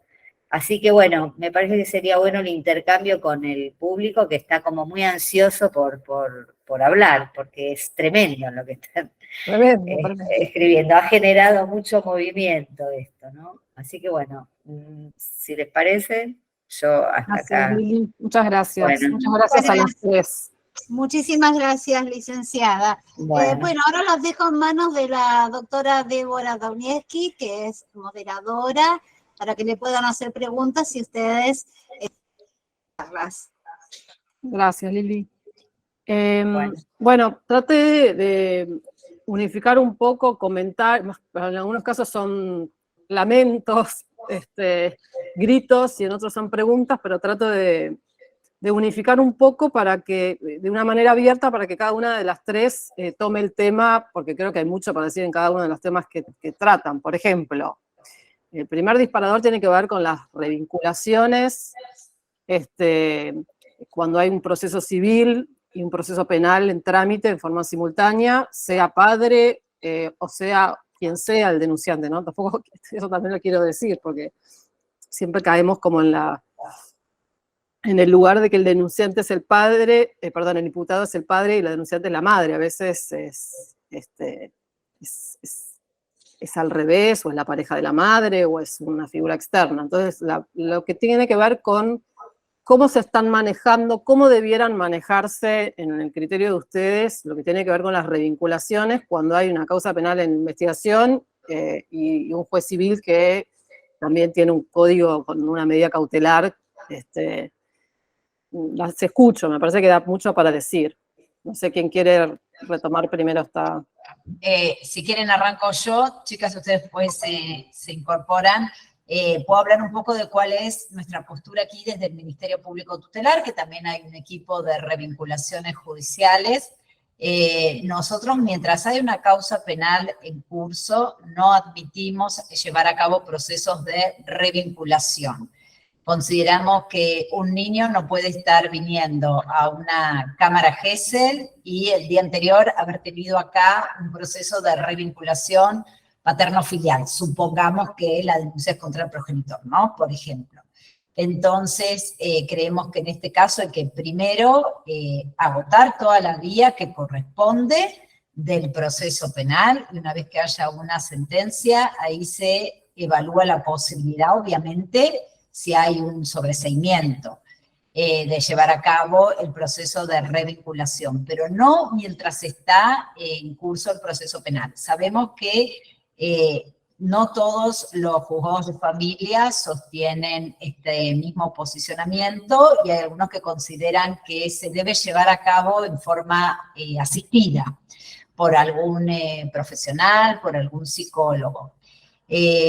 Nosotros creemos que lo que tenemos que trabajar y favorecer es que el proceso penal tenga más celeridad. Es decir, en ese proceso se debe tratar de investigar y de determinar si hubo o no la existencia de un hecho delictivo.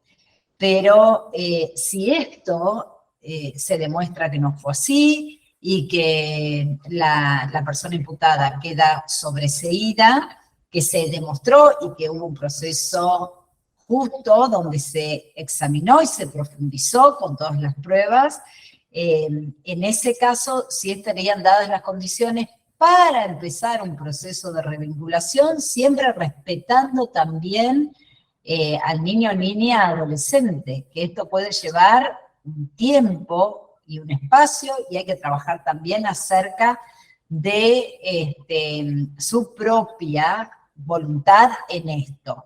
No forzado, consideramos que no se deben hacer revinculaciones forzadas. Sí, hay que trabajarlo y se trabajará, si no es desde el ámbito psicojurídico, desde el ámbito terapéutico. Se evaluará la situación y se indicará, pero siempre con una causa penal cerrada, no en curso. Sí, es un poco la postura que sostenemos nosotros. No sé qué piensan mis colegas en relación a esto.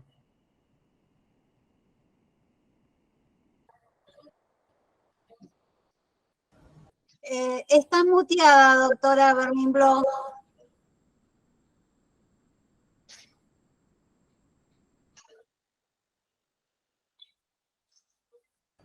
Doctora Bernimbló está muteada, por favor. Si se puede desmutear.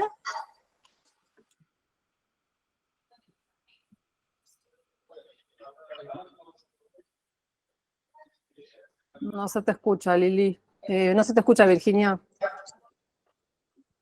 No, todavía sigue muteada, doctora.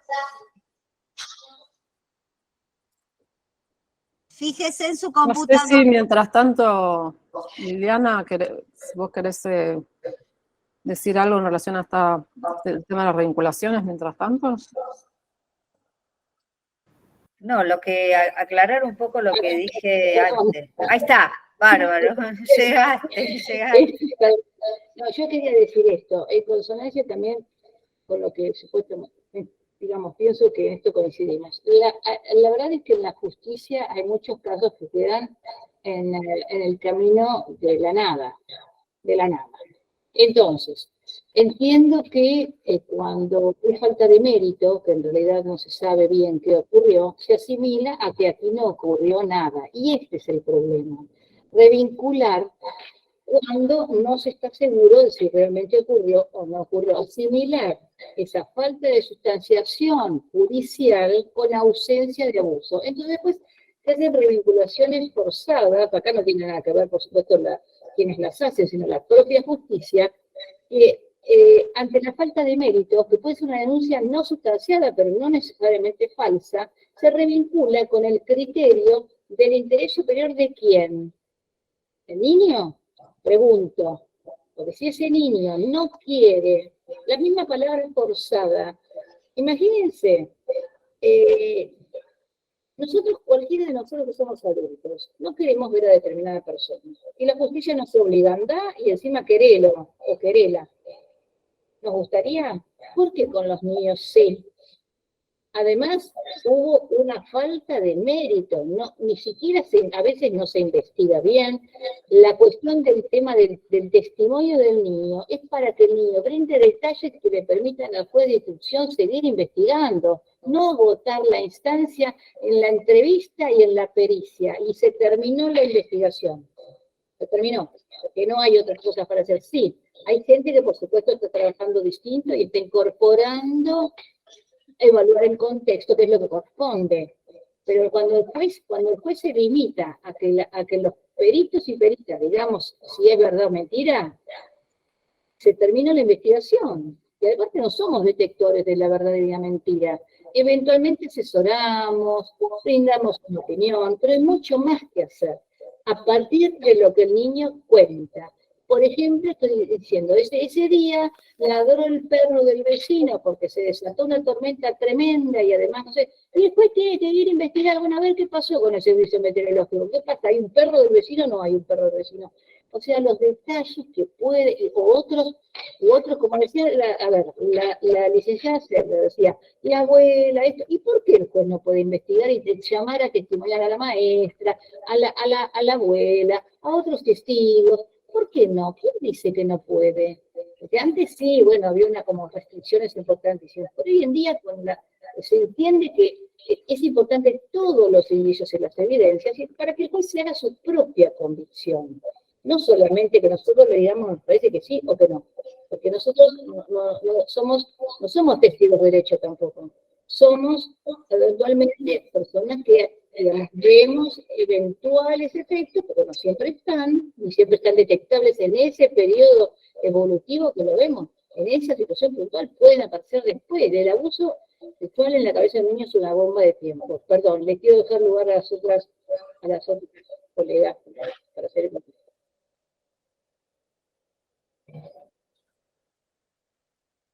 Liliana, no se te escucha. No, el factor tiempo, quería decir, el factor tiempo, porque entre la pericia y el sometimiento o la falta de mérito o lo que decida el juez pueden pasar 3, 4, 5 años. Y si el niño, niña, le han dicho, bueno, a mamá o a papá no los ves porque te hicieron cosas malas, lo que hay que pensar es que el niño puede creer, puede no creer, no importa, pero a partir de que pasan los años y no lo ve o no la ve, empieza a creerle al progenitor con el que vive que esa teoría de que mamá o papá hicieron cosas malas y que por eso no los ves, tiene que ser cierta, porque si no, la que queda es creer que no te quieren, es decir, o que fuiste abandonado.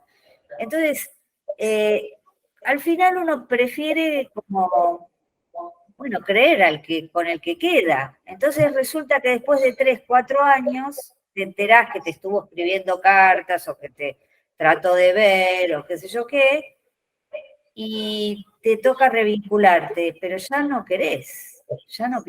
Entonces, en ese sentido yo decía que el tiempo judicial va en contra de los derechos del niño, porque si él hubiese sido bueno que vea a la mamá o al papá, porque hubiese sido buenísimo, también se perdió esa posibilidad. Entonces, a veces queda, o sea, no me parece, nunca estoy de acuerdo con revincular a un niño donde no terminó el proceso penal. En eso no estoy de acuerdo, por supuesto, ¿no? Eso que no. Debe terminar el proceso penal y tener una sentencia, pero hasta que eso sucede, y con las apelaciones, porque muchas veces la parte dice, no, mirá, ahora va a salir que no tiene nada, si no tiene nada le van a dar a que lo vea. Entonces vamos a apelar. Y apela 1, apela 2, apela 3, y si el abogado no quiere apelar, cambia de abogado, y si la psicóloga no le quiere hacer un informe, cambia de psicóloga, y ya tipo Munchausen por poderes, finalmente sabe lo que tiene que decir para que el próximo que venga, que contarle para que sí lo tome, sí le haga un informe y sí tenga lo que tiene que tener. Entonces el juez cada vez está más confundido de que hay profesionales que ven una cantidad de abuso y otros que no ven nada. ¿Cómo puede ser? La cuestión es que el tiempo pasa y ha ganado acá el tiempo. Ha ganado el tiempo. No ganó el niño, no ganó la mamá ni el papá. Bueno, sí, ganó ganó quien fue apelando, digamos, ¿no? Y eso también juega en contra. O sea, es muy complicado, no es tan sencillo el tema. Gracias. Sí. El otro tema que estuvo circulando, que es bastante más controvertido, que bueno, creo que de alguna manera Matera y Berliner lo trajeron, que tiene que ver con la inducción, la coconstrucción, el SAP, ¿no? Como distintos términos, el SAP, el síndrome de alienación parental, como una cosa ya con un consenso de que no existe, pero sí la coconstrucción, o no sé, me gustaría conocer la opinión de ustedes con las distintas vicisitudes que se pueden dar en relación a lo que los jueces preguntan o a lo que ustedes pueden llegar a visibilizar en una cámara Gesell o en una pericia en relación a estos términos. La que quiera empezar. Empiezo. Aunque Virginia, pobre, levantó la mano hace un rato y no la dejaron contestar. Sigo con lo de la coconstrucción. A ver, como siempre dije, me parece que con los niños más pequeños, el tema del relato, y coincido plenamente también en lo que marcaba la doctora Orner-Blau en cuanto a la memoria, que es fundamental, que se le exige al niño la memoria de un adulto, que tenga la madurez de un adulto y que pueda evocar tiempos con precisión y con detalles, que esto es imposible. Por eso también se está planteando que en la edad preescolar no se pueden valorar esos relatos, valorarlos en los términos de lo que es la credibilidad, sino hacer todo un análisis. Y después lo que corresponde es hacer lo que estamos mencionando, lo de la credibilidad integral, que es lo que le va a corresponder al juez, donde va a tener el informe de la toma de declaración, de la pericia psicológica, va a valorar todos los otros medios de prueba que tiene, las declaraciones testimoniales, y allí se llegará a la valoración integral, que es lo que realmente va a tener sustento para luego poder determinar lo que su sentencia, ¿no? Pero vamos al tema de lo que es esta posibilidad de un niño de evocar un recuerdo y sobre todo en la etapa preescolar. Lo venimos diciendo que la memoria no es exacta, el niño no va a poder evocar con precisión un hecho. Cada vez que lo evoca también, este recuerdo va sufriendo transformaciones porque seguramente lo evoca de una manera distinta a lo que lo dijo ayer y lo que lo va a decir mañana.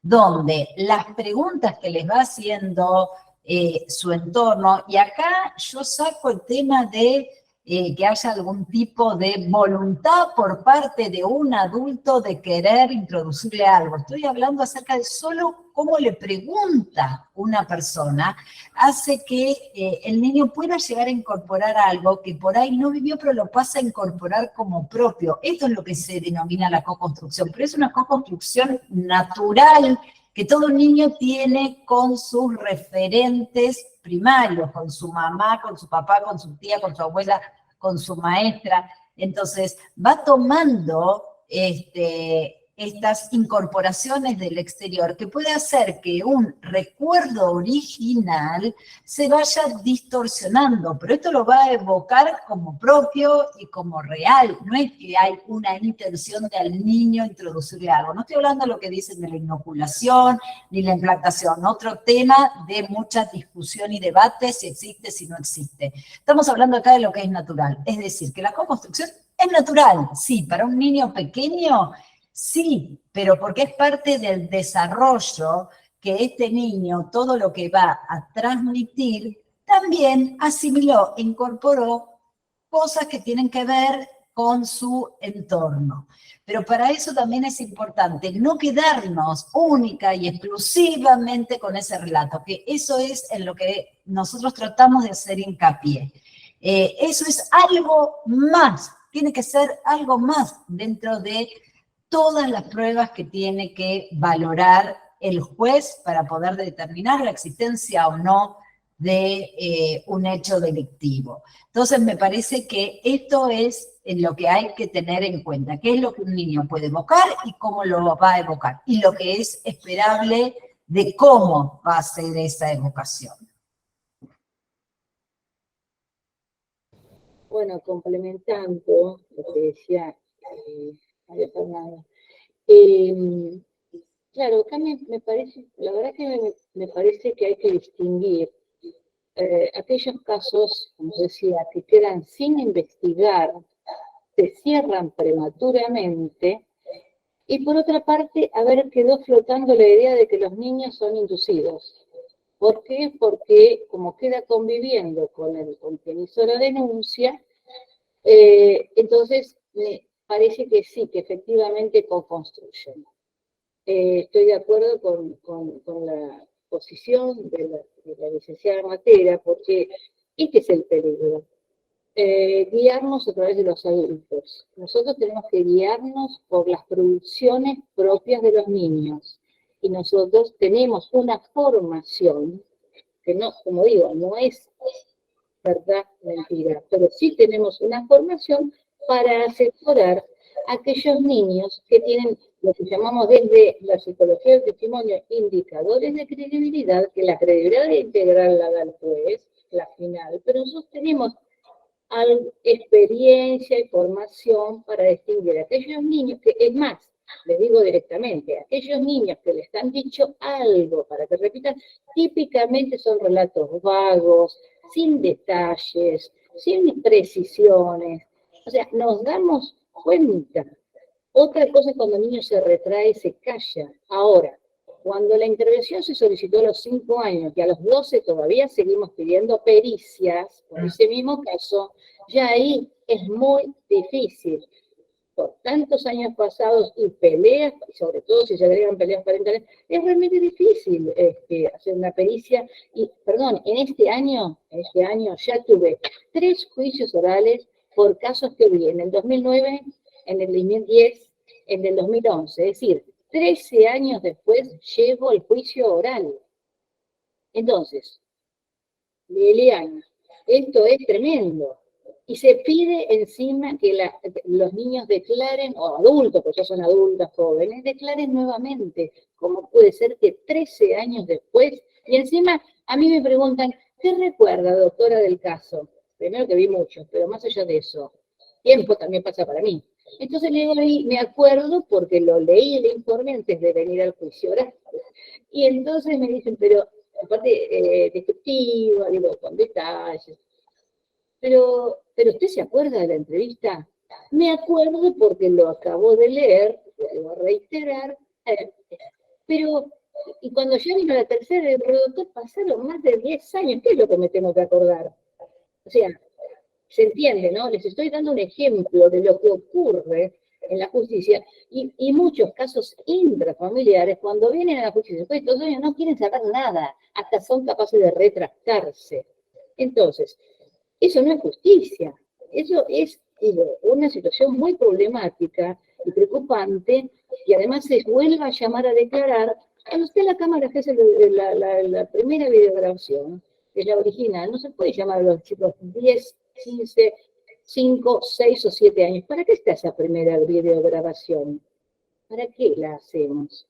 Para evitar que le vuelva a declarar luego. No, igual se les pide otra cámara GS. Bueno, cuando no hay perspectiva de infancia, se sigue revictimizando. Y acá no es papá o mamá, es el bienestar de ese niño, niña, adolescente, lo primero, y el centro de nuestra atención tienen que ser ellos, no los padres y la apariencia o no de sanidad mental que tengan. Perdón, sigo para que todos participen, dejo hablar a otros. Bueno, una cosita más de la co-construcción para agregar a lo que ha dicho, es que a veces no estamos hablando del abuso que es más fácil de distinguir, el abuso sexual reiterado en el tiempo, intrafamiliar, que tiene sus características más visibles.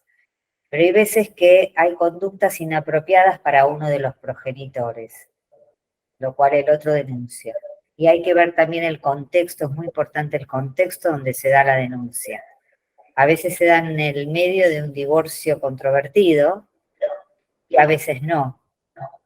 Entonces, lo que antes hubiera sido una llamada de atención, como decir, no lo levantes por el aire, que está por dormir, o cuando lo bañás, cuidado, o no le tires shampoo en los ojos, o no le pases la esponja por ahí abajo, qué sé yo qué, en un contexto de divorcio controvertido, esas conductas que pueden ser inapropiadas pueden convertirse en abuso. Entonces, cuando los niños las denuncian por molestia, el otro puede traducirlas en abuso. Entonces, lo que no es que se implanta un texto nuevo, se usa el mismo texto que usa el niño, pero con una intencionalidad del que escucha, del adulto que escucha y que no acuerda con lo que está escuchando, como abusivo. Entonces, muchas veces el contexto hacia el texto. Pero, de nuevo, como estamos hablando, si uno puede ver el contexto, puede estudiar un poco más, investigar un poco más, también es más fácil, es más tranquilo, ¿no? Pero, bueno, estas cosas que para tener en cuenta nada más. Bueno, estamos ya en tiempo. La verdad que me parece que tendríamos que hacer unas jornadas de esto, una por mes, porque hay tanta coyuntura para trabajar. Yo me quedo más que satisfecha, la verdad, les agradezco enormemente a las tres, no solo el tiempo, sino el compromiso con el tema. Me voy con un montón de cosas, ¿no? Porque esto que traen las tres de los jueces no dejan de citar el derecho a ser oído como justificación de la Cámara Gesell como única prueba, y omiten ir por otros lados, como revisar diarios o trabajar con la escuela. Tampoco puedo dejar de destacar que trabajar con la escuela, un poco también Matera lo trajo, no es una tarea fácil, ni las escuelas... hay de todo, estoy generalizando, pero al menos en mi experiencia profesional tengo muy malas experiencias con el rol que han asumido las escuelas en la causa de abuso, no solo por capacitación, sino por todos los prejuicios que se juegan de por medio, o sea que me parece que hay todo un capítulo para trabajar también. Y Perdón, también sí, la asistencia social es muy importante y si hay nombrado uno por juzgado, o sea, el rol del asistente social hay que reivindicarlo porque van a hacer trabajo de campo y son muy pocas las rentadas, son muy pocas. Prácticamente es un trabajo no valorizado. Y los psicólogos no somos tampoco asistentes sociales, así que es parte, ¿no? Bien. No, y después me quedo con todo lo que ustedes marcan, ¿no? De cómo el valor científico que tienen la Cámara Gesell y las pericias, y también me quedo con las dificultades probatorias que tiene este delito, ¿no? O sea, también hay que ponerlo sobre la mesa, porque, digamos, por eso la jurisprudencia avanza en la flexibilidad probatoria, porque hay trabas que tenemos para avanzar en las causas. Que ustedes ponen de manifiesto también en el peso que se le pone a los indicadores, como si fueran un Dios todopoderoso, y no sé cómo se resuelve, digamos, las dificultades probatorias que tienen este delito, digamos, con todas las trabas que estamos poniendo sobre la mesa. No sé si alguna quiere, para cerrar, decir algo más. Por ahí lo mencioné muy al pasar, pero si hubiera las prácticas, estuvieran los protocolos más aceitados y además hubiera esa admisibilidad científica del testimonio experto antes de su introducción en los juicios o en los tribunales, tanto civiles como penales, no habría tanta confusión que a río revuelto ganancia de pescador. Y el que pierde es el niño, niña o adolescente. Porque hay tanta confusión, porque uno dice A, el otro dice B, el otro dice C, y todos parecen científicos. Entonces, el juez tiene que tener una guía de admisibilidad científica. A ver, esto es ciencia y esto es pseudociencia, pero se ha instalado como si fueran verdades absolutas. Esto es novedoso, esto es algo que hay que trabajarlo, esto es algo pendiente, le debemos a la infancia víctima de abuso sexual, le debemos esas buenas prácticas, porque si no pasa esto. Bueno, hay falta de mérito, pero eso no es ausencia de. Y después, bueno, las causas sensibles se hacen eternas también, porque uno dice una cosa y no hay abogado del niño, entonces cada uno habla por su interés, pero no, a veces se pierde el interés de ese niño en el medio de esa batalla de tropa. Así que, bueno, es mucho para trabajar. Mucho para trabajar. Lili, Fernanda. Muchísimas gracias a las tres expositoras. Realmente ya veníamos con dudas y signos de preguntas y realmente los aportes, por supuesto, fueron maravillosos, enriquecedores, pero tenemos la duda no de los operadores, sino del avance de la justicia, especialmente en los niños, niñas y adolescentes, para que esto se traduzca en realidad en el interés, en esas palabritas que aprendemos los que nos dedicamos tanto a familia, el interés superior del niño.